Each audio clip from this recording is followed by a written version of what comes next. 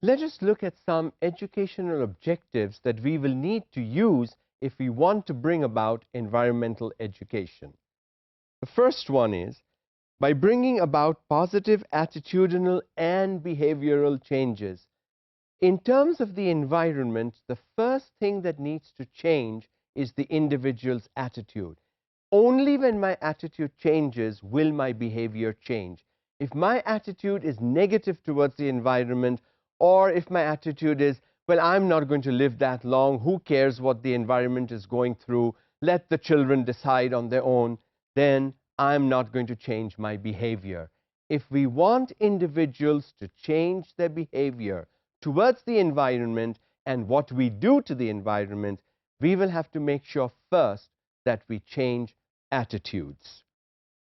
And this can be done by teachers and students. When we talk of issues with the environment, if teachers, when they leave a classroom, will switch off lights, students will automatically learn that's what they need to do.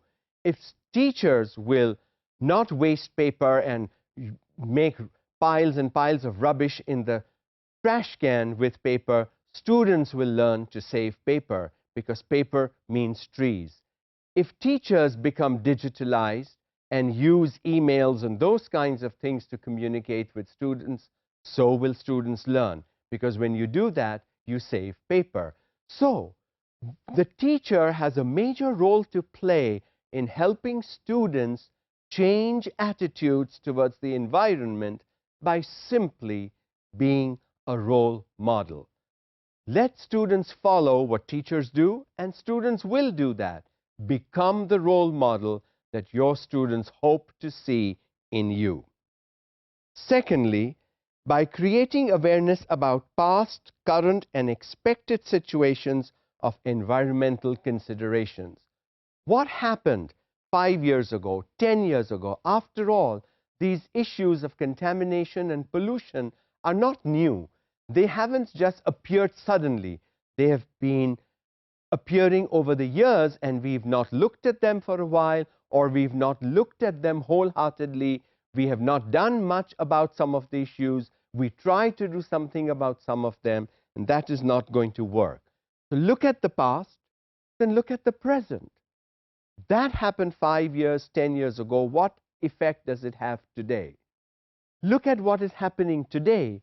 What effect will that have 5, 10 years down the line? So see a connection from the past to the present, from the present into the future, and see how you can change the environmental impact that this could have. Because none of the environmental issues, even being created today, are happening all of a sudden. Even the ones that are being created today are from the past 3, 4, 5 years, and they've just built up, and we are now trying to look at options of how to reduce it, how to minimize it, how to overcome it, how to remedy it. Thirdly, by disseminating information and exchanging knowledge and experience gained in achieving the goals of sustainable development. This cannot be tied to a country.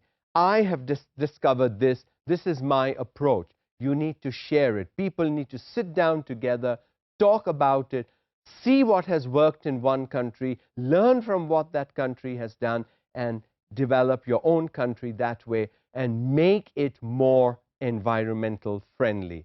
That is important. Fourthly, encouraging and developing critical thinking among students in dealing with real-world environmental challenges. How are students going to solve these problems and issues if we never develop critical thinking, analysis, decision-making, negotiating, compromising? These skills students have to learn.